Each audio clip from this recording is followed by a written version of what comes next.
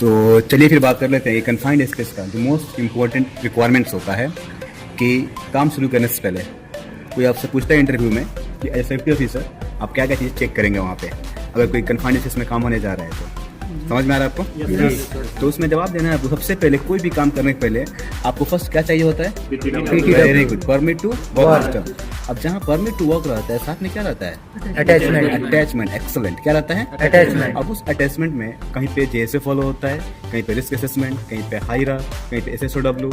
समझ में आ गया ना? मेथड स्टेटमेंट जो भी आपका है, अटैचमेंट्स में आपको कंफर्म करना होता है कंपनी में क्या फॉलो हो रहा है। तो फर्स्ट रिक्वायरमेंट क्या हो गया?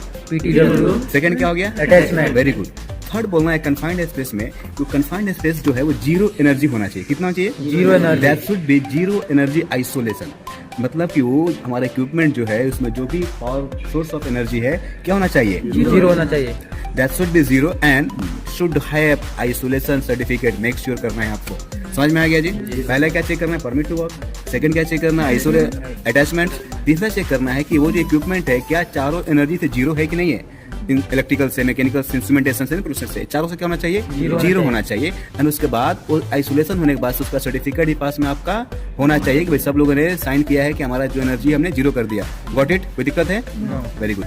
एंड उसके बाद जो प्लांट ऑपरेटर है, कौन ऑपरेटर जी? Plant operator. प्लांट ऑपरेटर जो है आपको फिजिकली और प्रैक्टिकली वो आपको शो करना चाहिए कि भाई मैंने जीरो एनर्जी कर दिया। The plant operator should show practically zero energy. कैसे दिखाएगा? अब उसके पास कुछ प्रेशर गेज होता है, वो प्रेशर गेज क्या होगा? पूरा जीरो पे आ जाएगा, वो काम नहीं करेगा। देन कुछ वहाँ पे लेवल इंडिकेटर्स होते हैं, इंडिकेटर्स भी काम नहीं करेंगे। वहाँ पे कुछ लोकल स्विचेस होते हैं, उसको पावर ऑन ऑफ करने पे कोई काम नहीं करेगा। देन पुश ऑन बटन चालू करेंगे लेकिन इक्विपमेंट चालू नहीं होगा। जब ये सारे चीजें काम नहीं करेंगे इसका मतलब हो गया कि उस प्लांट ऑपरेटर ने उसको जीरो एनर्जी आइसोलेशन कर दिया। तो आप कंफर्म हो गए। यही बोल रहा है कि must confirm equipment is D energised by plant field operator and equipment is drained, isolated and purge. जैसे आपने कंफर्म किया कि जो फील्ड ऑपरेटर जो है सारे स्विच वगैरह चेक कर लिया, तो उसने क्या किया? प्रैक्टिकली दिखा दिया कि मैं क्या किया हूँ, जीरो कर दिया हूँ। आप भी क्या हो गए? कंफर्म हो गए। कोई दिक्कत है? बाद में जो इक्विपमेंट है वो ड्रेन्ड होना चाहिए, आइसोलेटेड होना चाहिए और पर्ज होना चाहिए। ड्रेन्ड का मतलब होता है कि उसमें कोई मटेरियल है, कुछ भी है तो वो पूरा मटेरियल नीचे से क्या होता है ना, खाली होना चाहिए।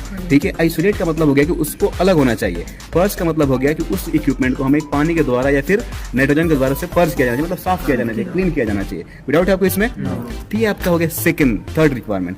फोर्थ हो सकता है initially gas should be conducted bye AGT।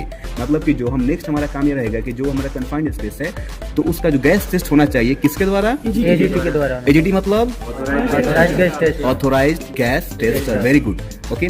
And this gas monitor must have probe, PROB। Probe क्या होता है कि उस गैस में एक लगा होता है पाइप प्लास्टिक का, ठीक है, उसको क्या बोलते हैं? प्रोब। तो gas meter having probe, make sure, ठीक है ना।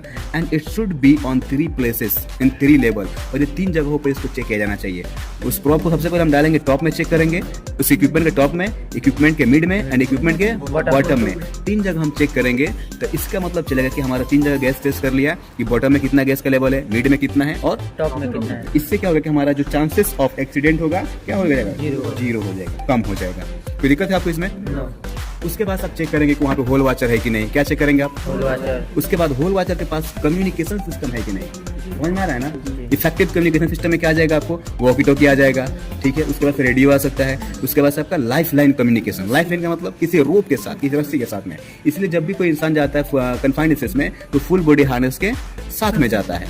उसको क्या बोलते हैं? Life line communication. उसके बाद जो बंदे जा रहे हैं अंदर में काम करने, उस बंदे के पास क्या होना चाहिए? ट्रेनिंग होना चाहिए। क्या होना चाहिए? कन्फाइंड स्पेस का ट्रेनिंग होना चाहिए। उसके बाद से हमारे पास रेस्क्यू टीम होना चाहिए जो कि मौजूदा प्लांट में अवेलेबल होना चाहिए। किसी बंदे को कुछ होता है तो इमीडिएट रेस्क्यू करने के लिए आ जाए। और जब बंदे कन्फाइंड स्पेस में जा रहे हैं तो उनका contact number, emergency contact number क्या कन्फाइंड स्पेस का एंट्री और एग्जिट पॉइंट पे डिस्प्ले किया जाना चाहिए। उसके बाद से जो मोस्ट इंपॉर्टेंट चीज है हमारा क्लोज मॉनिटर, हमारा कॉम्पिटेंट सुपरवाइजर होना चाहिए जो जॉब को देख रेख करे। ठीक है। फिर बाद में आपको आता है कि प्रॉपर पीपीस प्रोवाइड करें, एरिया को बैरिकेड करें अच्छे तरीके से। ठीक है। अगर इन केस होल वाचर को वॉशरूम नेचुरल कॉल के लिए जाना है तो वो अपनी जगह पे किसी ट्रेंड बंदे को रखे, उसको पूरा कम्युनिकेशन करके उसके बाद से वो जाए।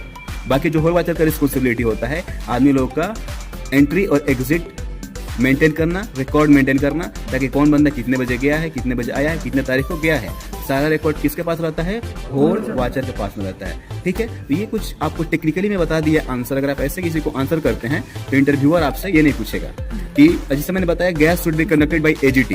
अगर आप बोलते हैं sir gas should be conducted, तो बोलेगा ना कि who will conduct the gas test, फिर आप बोलेंगे सर एजीटी विल कंडक्ट। तो बेहतर है कि आप ये बोले कि gas should be conducted by AGT, authorized gas tester. बाकी अगर आपको कुछ और जानकारी चाहिए तो आप मुझे कमेंट्स करें, मैं आपको बताता हूँ। ओके।